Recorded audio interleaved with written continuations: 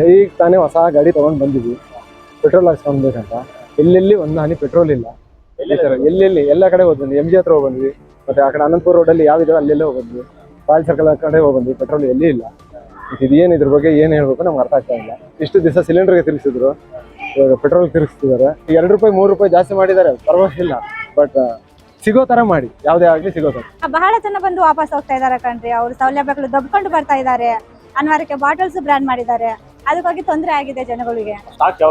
Stock ನಿನ್ನೆ ಸಾಯಂಕಾಲ ಖಾಲಿಯಾಗಿದೆ ಸರ್. ಬಂದ್ರು ಇವತ್ತು ಸಾಯಂಕಾಲವರೆಗೆ ಬರ್ಬೋದು. ಬಳ್ಳಾರಿಯಲ್ಲಿ ಪೆಟ್ರೋಲ್ ಕೊರತೆ.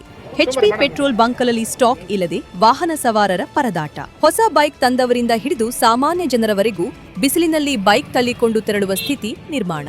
ಬೆಲೆ ಜಾಸ್ತಿ ಆದ್ರೂ ಓಕೆ, ಪೆಟ್ರೋಲ್ ಸಿಗಬೇಕು ಎಂದು ಜನರ ಆಕ್ರೋಶ. ಬೆಳಿಗ್ಗೆಯಿಂದಲೇ ಕೆಲವು ಬಂಕ್ಗಳು ಬಂದ್. ಪೆಟ್ರೋಲ್ ಇಲ್ಲದೆ ನಿರಾಶೆಯಿಂದ ಹಿಂದಿರುಗುತ್ತಿರುವ ಗ್ರಾಹಕರು. ಗ್ಯಾಸ್ ನಂತರ ಇದೀಗ ಪೆಟ್ರೋಲ್ಗಾಗಿಯೂ ಪರದಾಡುವ ಪರಿಸ್ಥಿತಿ ಎದುರಾಗಿದೆ.